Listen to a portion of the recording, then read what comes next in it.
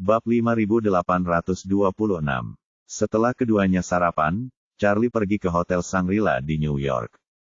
Karena dia akan pergi ke penjara Brooklyn hari ini. Dia meminta seseorang menyiapkan kamar mewah untuk Hogan. Keduanya beristirahat di kamar sebentar, dan Charlie menerima telepon dari Stella. Di telepon, Stella bertanya kepada Charlie. Wade, kamu di mana sekarang? Saya hampir mengatur masalahnya. Jika Anda mau, saya akan keluar menemui Anda sekarang dan memberitahu Anda hal-hal spesifik. Charlie berkata, saya di Shangri-La sekarang. Anda bisa datang langsung. 10 menit kemudian, Stella bergegas. Begitu mereka bertemu, dia dengan hormat berkata kepada Charlie. Wade, aku sudah menyiapkan identitas yang kamu inginkan. Setelah mengatakan itu, dia mengeluarkan paspornya, menyerahkannya padanya dan berkata, ini adalah identitas Malaysia. Anda bisa mengklaim kepada dunia luar bahwa Anda adalah orang Tionghoa Malaysia. Dan identitas Anda tidak memiliki catatan masuk di Amerika Serikat. Dengan cara ini, keamanan identitas Anda juga dapat ditingkatkan agar tidak ketahuan oleh pihak yang berkepentingan. Charlie mengangguk, mengambil paspor, membukanya, dan melihat. Foto tersebut adalah foto dirinya, dan namanya adalah Chen Wade. Charlie melihat pembuatan paspor ini sangat asli. Jadi dia tidak bisa tidak bertanya, apakah paspor ini asli. Stella mengangguk dan berkata, ini terdiri dari Kedutaan Besar Malaysia melalui hubungan kepercayaan Kongo. Ya, itu paspor asli. Charlie memuji, keluarga Fei di New York benar-benar memiliki tangan dan mata yang bagus. Stella tersenyum dan berkata, karena itu adalah kebutuhanmu. Wade, maka Stella secara alami akan melakukan segala kemungkinan untuk memenuhinya. Setelah itu, dia berkata kepada Charlie, ngomong-ngomong, Tuan Wade, saya sudah mengatur informan Biro Imigrasi. Jika Anda siap, mereka akan menahan Anda atas dasar imigrasi ilegal dan dicurigai melakukan banyak pencurian. Anda akan ditangkap, dan kemudian dikirim ke penjara Brooklyn melalui jalur cepat internal untuk menunggu langkah selanjutnya dari Biro Imigrasi. Imigran gelap tertangkap melanggar hukum dan langsung dikirim ke penjara. Situasi ini masih sangat umum terjadi di Amerika Serikat. Lagi pula, ada terlalu banyak imigran ilegal di Amerika Serikat. Dan tidak ada proses formal. Mereka tidak bisa mengatasinya, jadi kebanyakan dari mereka ditangkap dan dikirim ke penjara terlebih dahulu. Dan kemudian mereka memutuskan apakah akan dideportasi atau diusir, atau tetap di penjara. Jadi jika Anda masuk dengan latar belakang ini, tidak akan ada yang mencurigai Anda. Charlie mengangguk dan bertanya, kalau begitu saya bisa pergi ke penjara Brooklyn hari ini. Ya, Stella mengangguk, saya baru saja bertanya di dalam keluarga Fei. Kami juga dapat menemukan seseorang di penjara Brooklyn yang dapat bekerja sama. Dia adalah penanggung jawab bangsal pertama penjara Brooklyn dan dapat membantu Anda menyelesaikan proses penerimaan dengan cepat. Namun, seluruh penjara Brooklyn sebenarnya dikendalikan oleh keluarga Rothschild. Dan kebanyakan dari mereka adalah mata-mata mereka. Saya takut memperingatkan orang lain. Jadi saya tidak membiarkan siapapun berkonsultasi dengan orang itu tentang Peter Zhou. Tetapi jika Anda membutuhkannya, saya dapat membiarkan seseorang mencobanya. Charlie menggelengkan kepalanya dan berkata, lebih baik tidak bertanya, agar beritanya tidak bocor. Stella bertanya lagi, lalu berapa lama Anda berencana untuk tinggal saat ini? Jika Anda telah menyelesaikan urusan Anda dan siap untuk keluar, hubungi saya kapan saja, dan saya akan meminta orang dari Biro Imigrasi untuk datang menjemput Anda. Kalau begitu, suruh penjara untuk mengeluarkanmu. Jika dipulangkan ke Malaysia, hal ini tidak akan menimbulkan kecurigaan orang lain. Charlie berkata, kami belum menentukan berapa lama kami akan tinggal untuk saat ini. Kami akan menunggu sampai masalah ini selesai. Sekarang belum terlalu dini. Biro Imigrasi akan menangkap orang tersebut sebelum mengirimnya kembali. Ada beberapa prosedur yang harus dilalui ketika kita sampai di penjara. Jadi Nona Fei sebaiknya mengatur agar orang-orang di Biro Imigrasi memulai persiapan sekarang. Dan saya akan pergi ke Chinatown dan menunggu mereka menangkap saya. Bab 5827. Siang hari, ketika Charlie sedang duduk sendirian di restoran Sichuan di Chinatown sambil makan. Dua mobil polisi Biro Imigrasi tiba-tiba berhenti di depan hotel dengan lampu berkedip tanpa suara. Charlie melihat segalanya tapi pura-pura tidak peduli dan terus makan dengan kepala tertunduk. Saat ini, beberapa petugas polisi bergegas masuk, mengambil foto untuk membandingkan tamu di hotel, dan tiba-tiba bergegas menuju Charlie dan bertanya dengan keras. Apakah Anda Ye Chen yang menyelundupkan dirinya ke Amerika dari Malaysia? Charlie mengangkat kepalanya, menggelengkan kepalanya dengan polos, dan berkata, "Tidak." Polisi memeriksa foto itu lagi, lalu mencibir dan berkata kepada rekan-rekannya di sebelahnya, "Itu dia, bawa dia pergi." Begitu dia selesai berbicara, beberapa polisi bergegas ke arahnya. Dia maju ke depan, memutar lengan Charlie ke punggung, lalu memborgolnya. Charlie berpura-pura berjuang beberapa kali. Saat pihak lain memberi isyarat untuk menyentuh pistolnya, dia dengan cepat menjadi tenang dan berhenti meronta.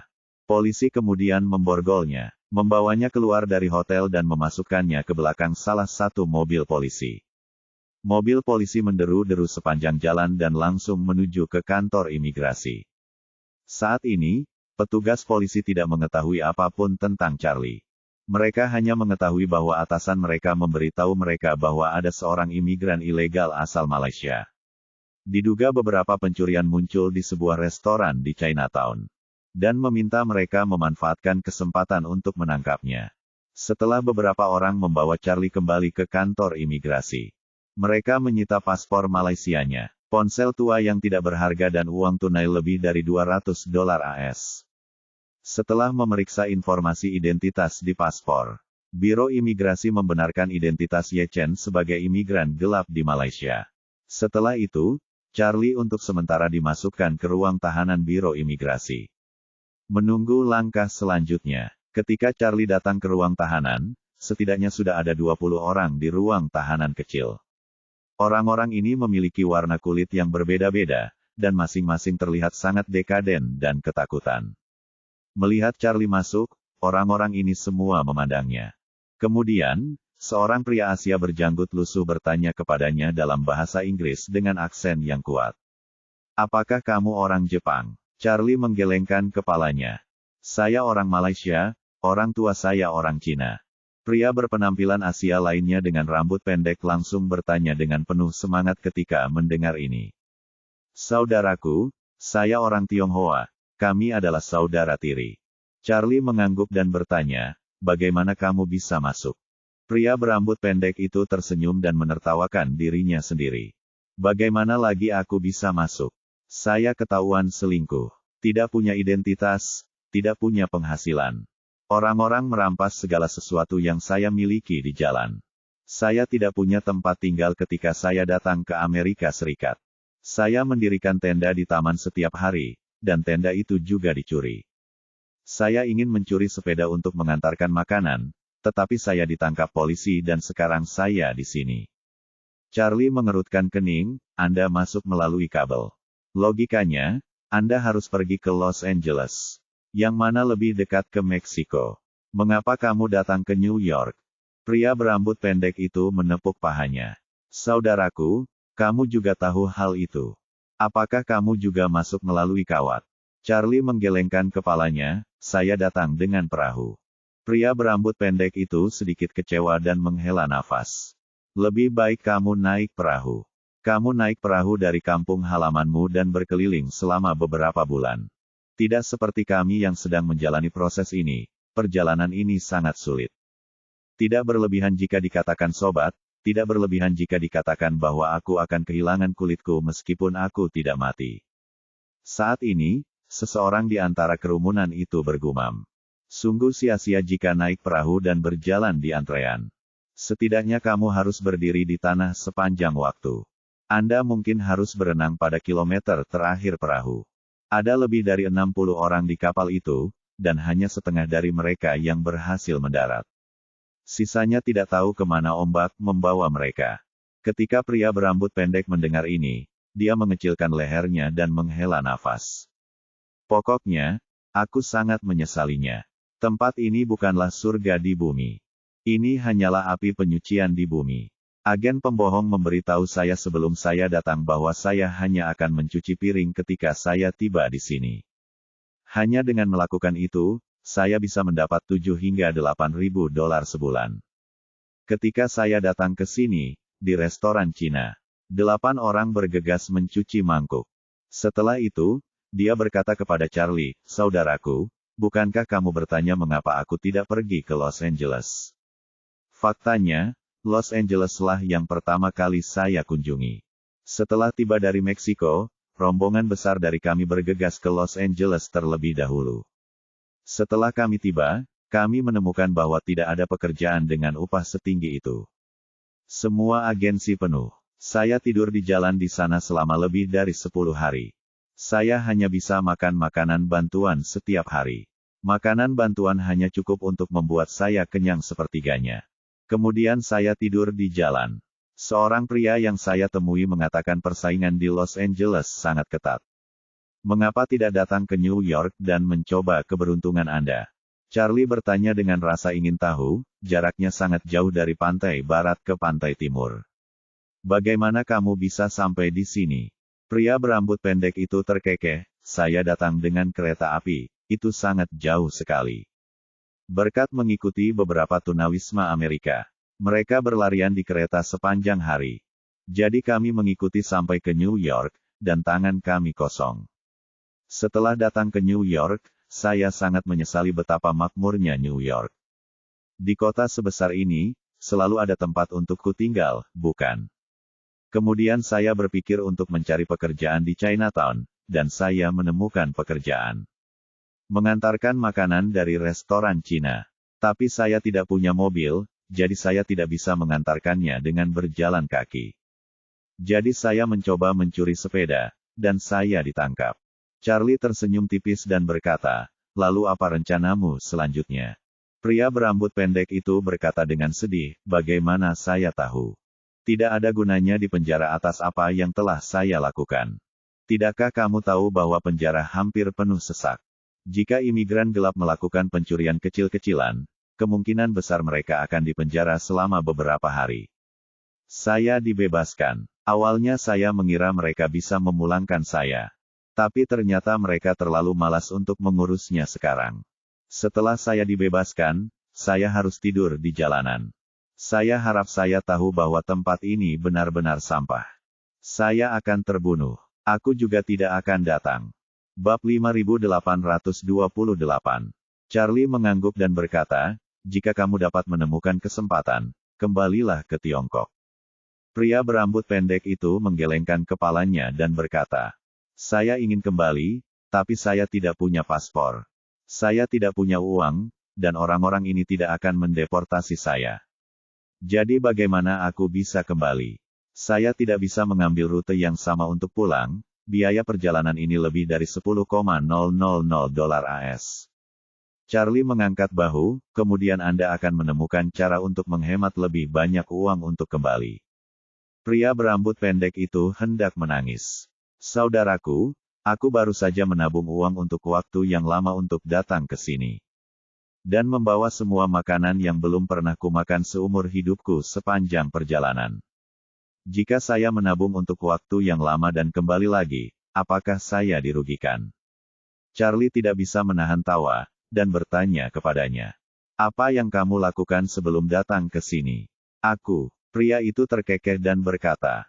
Saya telah melakukan segalanya di lokasi konstruksi, takeaways, pekerjaan santai, dan pertunjukan kelompok. Charlie mengangguk. Dalam situasi ini, dia tidak melakukan hal penting. Kehidupan imigran gelap sangatlah sulit. Dalam keadaan normal, imigran gelap hanya mendapatkan pekerjaan yang tidak bersedia dilakukan oleh masyarakat lokal tingkat terendah. Hogan adalah pemimpin di bidang keuangan di Hong Kong saat itu. Namun sesampainya di Amerika, ia hanya bisa membuka usaha. Tinggal di kedai angsa panggang, apalagi orang biasa yang tidak memiliki keahlian khusus. Saat ini, pria berambut pendek berkata pelan pada dirinya sendiri. Tapi sejujurnya, aku sangat ingin kembali jika aku bisa. Tempat ini sangat berbeda dari yang kubayangkan. Saat ini, beberapa imigran gelap lagi dibawa oleh polisi. Mereka semua dimasukkan ke ruang tahanan. Salah satu polisi berkulit kuning memandang Charlie dan berkata, "Ye Chen, keluarlah bersamaku." Pria berambut pendek itu bertanya dengan rasa ingin tahu. "Saudaraku, kenapa dia meneleponmu? Dia memanggilku." Charlie mengangguk dan menyapa pria berambut pendek itu. "Aku pergi." Pria berambut pendek itu berkata sedikit kecewa. "Mengapa kamu membiarkan dia keluar begitu dia masuk?" Polisi berkulit kuning itu menatap pria berambut pendek itu dan berkata tanpa ekspresi. "Dia akan dipindahkan ke penjara Brooklyn." Pria berambut pendek itu terkejut, melihat ke belakang Charlie dan berkata, "Saudaraku, apakah kamu membunuh seseorang atau menyalakan api? Kudengar penjara itu berantakan, jadi berhati-hatilah." Charlie melambaikan tangannya tanpa menoleh ke belakang dan berkata, "Jangan khawatir, selamat tinggal." Polisi berkulit kuning itu membawa Charlie ke area kantor. Di sudut yang sepi, dia berbisik kepada Charlie. "Tuan, direktur kami telah mengambil jalur cepat dan akan mengirim Anda ke penjara Brooklyn segera. Ada informan saya di sana. Ketika Anda tiba, Anda dapat menemukannya. Namanya Lucas. Seorang Brasil, yang dikenal sebagai penjara Brooklyn yang tahu segalanya. Anda bisa bertanya kepadanya tentang situasi di dalam penjara. Katakan saja padanya bahwa kamu diperkenalkan oleh Andrew. Dan dia pasti akan berusaha sekuat tenaga untuk bekerja sama denganmu." "Oke, aku sudah mencatatnya." Charlie mengangguk sedikit. Dia mengira polisi ini seharusnya adalah anggota jaringan intelijen keluarga Fei. Untuk keluarga papan atas seperti keluarga Fei, pasti menghabiskan banyak uang. Mereka memiliki sumber daya manusia dan material untuk menjalin jaringan intelijen kita sendiri di Amerika Serikat. Pasti akan ada orang-orang dari Kongres, kantor polisi, dan lembaga pemerintah besar. Selain itu, demi keamanan dan kerahasiaannya sendiri, jaringan intelijen ini harus dibagi menjadi beberapa tingkatan yang berbeda. Lapisan atas mengontrol ke bawah dan lapisan bawah berfungsi ke atas. Melompat ke perintah dan melaporkan tidak diperbolehkan. Bahkan banyak informasi sensitif harus diisolasi lapis demi lapis. Terkadang, hanya orang-orang di level tertinggi yang tahu bahwa mereka melayani keluarga Fei. Selain mereka, para petinggi tidak mengetahui sama sekali bahwa mereka sebenarnya adalah anggota jaringan intelijen keluarga Fei. Dengan cara ini, dapat dipastikan bahwa jaringan intelijen ini cukup aman. Tak lama kemudian, Charlie menjalani proses pemindahan penjara di Biro Imigrasi dan langsung dibawa ke penjara Brooklyn oleh polisi. Meskipun penjara Brooklyn tidak besar, namun terletak di Brooklyn, lingkungan paling kacau di New York dengan tingkat kejahatan tertinggi. Oleh karena itu, mayoritas tahanan yang ditahan di sini adalah penjahat serius. Dan sebagian besar dari mereka adalah anggota geng yang melakukan pembunuhan, pembakaran, perampokan, dan pengedaran narkoba. Dalam sistem penjara New York, penjara Brooklyn memiliki lingkungan yang paling berantakan dan terburuk. Hampir semua sipir penjara enggan bekerja di penjara ini. Ketika Charlie dibawa ke penjara Brooklyn, dia melalui proses penerimaan yang cepat dan dengan cepat ditugaskan ke bangsal pertama penjara. Karena penjara Brooklyn terletak di daerah perkotaan, ini adalah bangunan independen bertingkat yang seluruhnya tertutup. Tidak ada taman bermain terbuka, jadi tempat umum dan area aktivitas dalam ruangan berada di tengah-tengah seluruh bangunan. Di kedua sisi tempat umum terdapat bangsal pertama dan bangsal kedua. Narapidana di kedua bangsal tersebut hanya bisa bertemu saat makan dan beraktivitas. Setelah Charlie menyelesaikan formalitas dan berganti pakaian menjadi seragam penjara, dia mengambil perlengkapan mandinya dan mengikuti penjaga penjara ke area penjara pertama. Baru ketika Charlie benar-benar memasuki area penjara barulah dia menyadari bahwa penjara ini bahkan lebih kotor daripada kamp pengungsi. Di sini, tidak ada sel untuk 2 orang dengan toilet terpisah di film dan acara TV. Bahkan ada puluhan orang yang berdesakan dalam satu sel di sini. Dan tahanan dari semua ras dikurung seperti kaleng sarden. Di antaranya, ruangan itu penuh sesak hanya dengan tempat tidur. Saat Charlie berjalan, semua sel yang dilewatinya sangat bising. Bahkan banyak orang jahat yang melihat narapidana baru masuk. Mereka berteriak keras melewati pagar besi, bersiul, dan menghancurkan pagar besi dengan selimut plastik. Ada ledakan keras, dan beberapa nama seperti pemula diteriakkan di mulut. Dan bahkan ada banyak pria berpenampilan mesum. Ketika mereka melihat kulit lembut dan daging Charlie yang lembut, mereka meneriakkan kata-kata cabul. Charlie lewat tanpa ekspresi, menuliskan semua orang yang meneriakinya. Terutama hewan-hewan dengan wajah mesum, yang membuatnya merasa jijik. Jadi dia tidak bisa menahan diri untuk tidak bergumam, tempat seperti ini perlu direnovasi. Bab 5829. Segera, penjaga penjara membawa Charlie ke pintu sel nomor 8 tempat dia ditugaskan. Awalnya, para tahanan di dalam tertawa dan membuat kekacauan. Penjaga penjara berteriak melalui pintu. Dan semua tahanan yang berada di tengah sel kini sedang mengantri. Kedua penjaga penjara yang menunggu di depan pintu memeriksa jumlah orang melalui pagar besi. Dan kemudian menggunakan interkom untuk memberitahu rekan-rekannya agar membuka gerbang. Kemudian keduanya masuk terlebih dahulu untuk memeriksa, dan setelah memastikan tidak ada masalah. Mereka memberikan instruksi kepada penjaga penjara dengan Charlie di belakang. Penjaga penjara mendorong Charlie dan para tahanan melihat seorang pria dibawa ke dalam sel. Begitu dia memasuki sel, Charlie mencium bau asam. Bau badan dan bau kaki bercampur dengan bau spray. Ditambah lagi bau toiletnya bikin menjijikkan. Begitu Charlie masuk, dia hanya bisa mengerutkan kening. Namun narapidana di dalam sama sekali tidak peduli dengan bau kotor di dalamnya. Salah satu dari mereka, seorang pria kulit putih berotot dengan janggut lebat, melihat wajah Charlie yang jijik. Dan bahkan tidak bisa menahan tawa dan bercanda. Wow, wanita cantik Asia kita sepertinya kurang puas dengan kondisi sanitasi di sini. Sekelompok orang di sekitar tiba-tiba tertawa. Dan salah satu dari mereka, seorang pria berkulit hitam kurus, berkata sambil tersenyum cabul.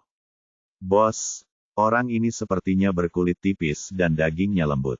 Dia seharusnya menjadi salah satu kesukaanmu. Pria berotot itu tertawa dan berkata, aku akan membiarkan dia beradaptasi dengan bau badanku dan adikku secepat mungkin. Semua orang tertawa terbahak-bahak. Charlie mengerutkan kening dan menatap pria berotot itu. Dan 10.000 cara untuk menyiksanya terlintas di benaknya. Ketika pria berotot itu melihat Charlie menatapnya, dia sengaja mengangkat alisnya ke arah Charlie. Dengan raut wajah yang tidak senonoh dan menggoda. Kali ini, pemimpin penjaga penjara memperkenalkan Charlie. Ini teman sekamarmu yang baru, dan dia akan tidur di ranjang nomor 16 mulai sekarang. Setelah itu, dia melihat ke arah pria berotot itu lagi dan mengingatkan. Din, sebaiknya kamu menahan diri. Apa yang terjadi terakhir kali belum berakhir. Kamu telah menyebabkan masalah seperti ini beberapa kali. Sial, pria berotot itu mengerutkan bibirnya dan berkata. Aku baru saja meniduri anak itu beberapa kali. Saya awalnya memimpin dia, itu memberinya kebahagiaan. Tapi dia tidak bisa berpikir seperti itu dan mencoba bunuh diri. Bagaimana Anda bisa menyalahkan saya? Betul sekali. Seorang tahanan setuju sambil tersenyum.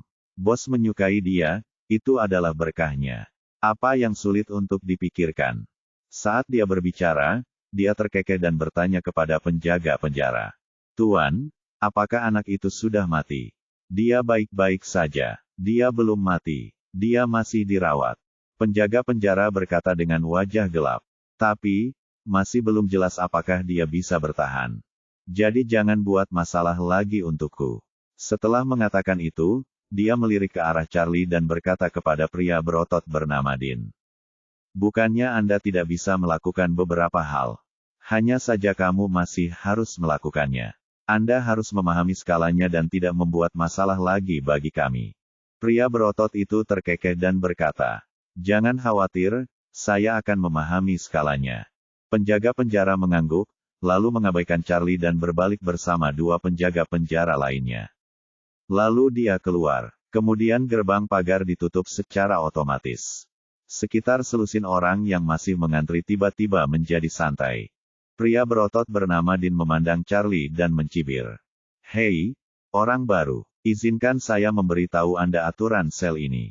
Charlie mengabaikannya dan langsung berjalan ke tempat tidurnya nomor 16. Melihat Charlie mengabaikannya, Din tiba-tiba menjadi sedikit marah. Dia segera bergegas, meraih kerah Charlie. Mengepalkan tinjunya dan menunjuk ke arah Charlie. Nak, aku sedang berbicara denganmu. Kamu benar-benar mendengarkan. Apakah kamu tidak mengerti? Charlie mengerutkan kening dan berkata dengan dingin. Mulutmu bau sekali, dan tubuhmu juga bau. Seluruh sel dipenuhi dengan bau yang menjijikkan. Sepertinya kebersihan sel ini tidak dijaga. Karena itu, Charlie mendorong tangannya dan merapikan tempat tidurnya. Dean tidak menyangka Charlie akan berani berbicara seperti ini padanya. Dan dia sedikit bingung di dalam hatinya. Dia khawatir Charlie memiliki latar belakang tertentu sehingga dia tidak mampu menyinggung perasaannya. Jadi dia menginjak tempat tidur Charlie dan bertanya dengan suara dingin. Nak, apa yang kamu lakukan? Kamu sangat berani, apa latar belakangmu? Laporkan, jika kamu bisa menyebutkannya, aku bisa memberimu sedikit wajah. Tetapi jika kamu tidak bisa memberitahuku, jangan salahkan aku karena bersikap kasar padamu. Melihat kakinya yang kotor yang meninggalkan bekas sepatu di tempat tidurnya, Charlie berkata dengan dingin. Saya tidak memiliki latar belakang apapun, saya hanyalah seorang imigran gelap yang ditangkap oleh Biro Imigrasi. Kamu tidak perlu memberiku wajah, aku tidak akan memberimu wajah. Sekarang singkirkan kaki kotormu dariku dan bersihkan jejak kaki ini. Dean tertegun sejenak. Di sel ini, siapa yang tidak bisa menghormatinya? Di hari kerja, dia bisa mengalahkan siapapun yang dia mau dan tidur dengan siapapun yang dia mau. Namun dia tidak pernah membayangkan bahwa orang Asia yang tampak lemah dengan kulit halus dan daging lembut berani berbicara omong kosong di depan dirinya yang berotot. Yang lain tidak menyangka bahwa Charlie, si pendatang baru, akan begitu berani dan berani berbicara dengan bos sel seperti ini. Mereka semua kaget dan penasaran, ingin melihat bagaimana Dean akan memberi pelajaran pada bocah bodoh ini. Anda tahu, Dean adalah pria berotot standar, besar dan kuat. Jadi di penjara tempat tinju bertemu, nilai kekuatannya relatif tinggi. Di sel ini, tidak ada seorang pun yang menjadi lawannya. Selain itu, ada total 15 orang di seluruh sel. Belum lagi Charlie, 7 atau 8 di antaranya adalah adik laki-laki Dean. Dan sisanya juga sangat takut pada Dean dan tidak berani macam-macam dengannya. Kali ini, Dean mengertakkan gigi dengan ekspresi kesal di wajahnya dan berkata, Nak, kamu mungkin tidak tahu dari mana asalku. Sudah kubilang, di sini, aku memiliki keputusan akhir dalam segala hal. Aku membiarkanmu berdiri. Kamu tidak bisa duduk, kamu tidak bisa berbaring. Kamu harus melakukan apapun yang aku suruh, kamu harus makan apapun yang aku suruh kamu makan. Dan kamu harus menelan apapun yang aku suruh kamu lakukan. Kamu harus menelan apapun yang kamu mau. Kalau tidak, aku akan membuat hidupmu lebih buruk daripada kematian. Charlie melihat bahwa selain ancaman di wajahnya saat dia berbicara, dia juga penuh dengan kata-kata vulgar, dan bertanya tanpa ekspresi. Apakah kamu Ga Keong Ye? Bab 5830. Dean mengepalkan tangannya dengan keras, tidak, tapi di sini. Aku suka pria berkulit tipis sepertimu yang harus melayaniku. Charlie mengangguk, kamu ingin aku melayanimu, kan? Datang dan beritahu saya layanan seperti apa yang Anda butuhkan secara spesifik. Dean tertawa jahat dan berkata, tidak ada artinya. Mengapa aku tidak membawamu ke kamar mandi dan mengajarimu langkah demi langkah? Agar kamu bisa mempraktikkannya secara langsung. Wow, semua orang bersorak, bahkan ada yang berkata dengan semangat. Bos, apakah kamu akan bersenang-senang sebelum hari gelap? Bisakah kamu membiarkan aku bersenang-senang setelah kamu selesai? Dean tersenyum dan berkata, biarkan saya memeriksa barang untuk semua orang terlebih dahulu. Setelah saya selesai, semua orang yang tertarik bisa masuk dan bersenang-senang. Saat dia berkata, dia menggelapkan wajahnya, menatap Charlie, dan berkata dengan dingin. Ayo, ikuti aku ke kamar mandi. Charlie mengangguk, menunjuk kakinya di tempat tidur, dan berkata dengan tenang. Aku akan memberitahumu tentang cetakan sepatunya nanti. Setelah itu, dia merapikan pakaiannya, dan melangkah terlebih dahulu menuju kamar mandi. Dean terkekeh dan berkata kepada orang-orang yang mengawasi di sekitarnya. Kamu punya karakter, aku menyukainya. Kalian tunggu di luar dan tidak ada yang boleh mengintip. Kalau tidak, Aku akan memenggal kepalanya. Semua orang mengangguk sambil tersenyum. Dan kemudian Dean juga masuk ke kamar mandi. Begitu dia memasuki kamar mandi, dia menutup pintu dan berkata kepada Charlie dengan senyum cabul. Sejak anak itu bunuh diri terakhir kali, aku sudah lama tidak bertemu seseorang yang kurus dan selembut kamu. Jika kamu mendengarkanku saja, aku bisa membuatmu berjalan ke samping di Brooklyn. Tetapi jika kamu tidak mematuhiku, aku akan membuat hidupmu lebih buruk daripada kematian setiap detik yang kamu habiskan di sini. Charlie memandangnya, menutup hidungnya, dan bertanya. Kenapa mulutmu bau sekali? Mendengarkanmu hanya membuat mataku terbakar. Bukankah kamu biasanya menyikat gigi? Sialan, melihat Charlie mengejek dirinya sendiri, Dean langsung mengutuk. Kau pikir mulutku jelek? Biar ku beritahu, aku punya hal lain. Tempat ini semakin bau. Aku akan segera memasukkannya ke dalam mulutmu dan membiarkanmu mencicipinya. Setelah itu, dia mengulurkan tangan untuk melepaskan celananya dan berkata sambil tersenyum sinis. Nak, aku akan memberimu pelajaran hari ini. Ajari kamu cara bertahan hidup di penjara Brooklyn.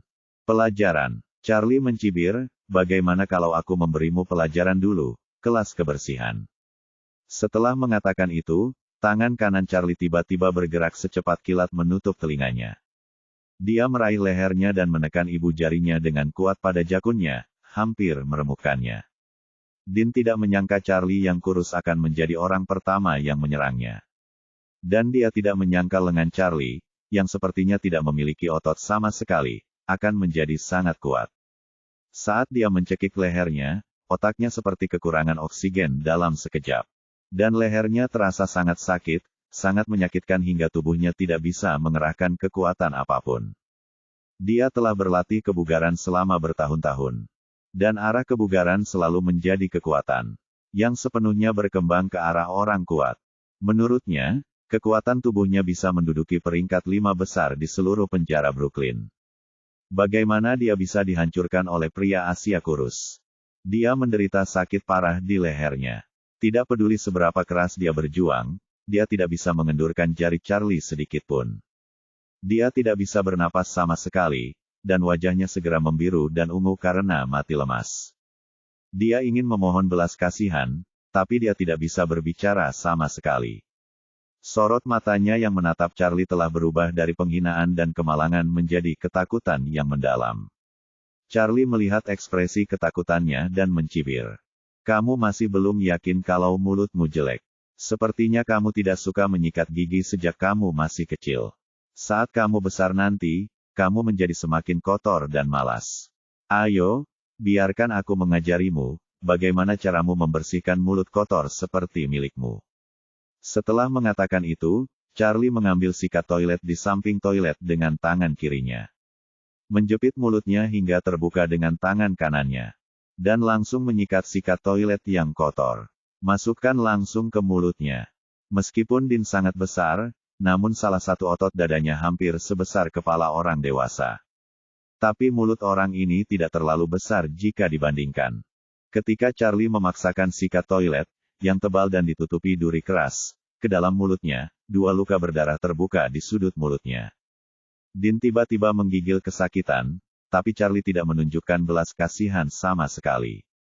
Dengan tangannya yang kekar, dia menjejalkan seluruh kepala sikat toilet ke dalam mulut Dean. Lalu seperti sedang membersihkan toilet, ia menggosoknya dengan keras beberapa kali hingga membuat mulut Dean mengeluarkan darah terus-menerus. Dean merasakan seluruh mulut dan tenggorokannya sakit luar biasa. Bulu plastik kerasnya telah menyebabkan luka berdarah yang tak terhitung jumlahnya di mulutnya. Seluruh tubuhnya hampir roboh dan dia tidak bisa menahan tangis.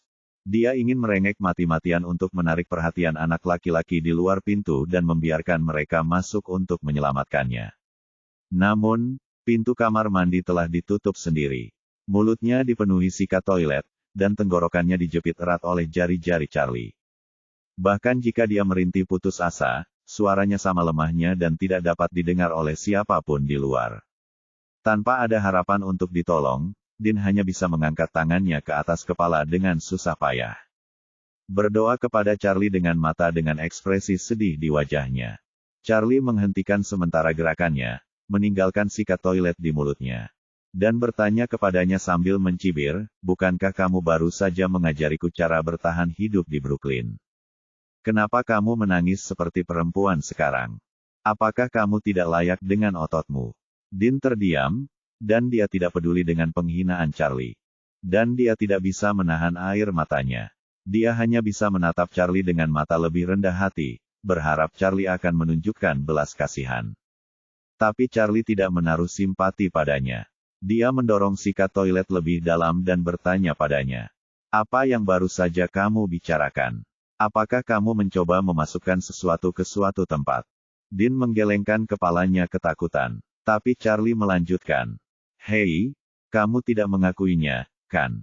Nah, bukankah kamu orang yang baik? Kenapa aku tidak membantumu memasukkan sikat toilet ini ke belakangmu? Agar kamu bisa merasa puas sepenuhnya. Dean merasa kepalanya seperti disambar 5 petir. Dia melihat ekspresi Charlie yang dingin dan serius, yang sepertinya tidak mengancamnya sama sekali. Seluruh tubuhnya sangat ketakutan hingga dia gemetar, takut Charlie benar-benar melakukan ini. Jadi lututnya melemah dan dia berlutut di tanah dengan bunyi gedebuk. Dia menangkupkan tangannya di atas kepalanya dan terus memohon belas kasihan Charlie dengan isyarat. Charlie melihat tatapannya yang sangat ketakutan dan bertanya dengan rasa ingin tahu. Apakah kamu takut? Dean mengangguk penuh semangat dan menitikkan air mata kemana-mana. Charlie memutar pergelangan tangannya dan memutar sikat toilet di mulutnya lagi. Aliran darah bercampur air liur mengalir di sudut mulutnya. Hati Dean benar-benar hancur saat ini. Melihat setiap pembuluh darah Dean berdetak kencang kesakitan dan jantungnya hancur. Charlie belum siap untuk melepaskannya, tapi berkata dengan sangat dingin. Ingat ini, selama aku masih melihatmu tidak bahagia, percuma saja kamu merasa takut. Dan tidak ada gunanya memohon belas kasihan, aku sama seperti kamu dulu menindas yang lemah ketika kamu masih kecil. Aku akan terus memukulmu secara acak, dadakan, dan tanpa alasan. Dan terus hancurkan kamu sampai kamu benar-benar mati.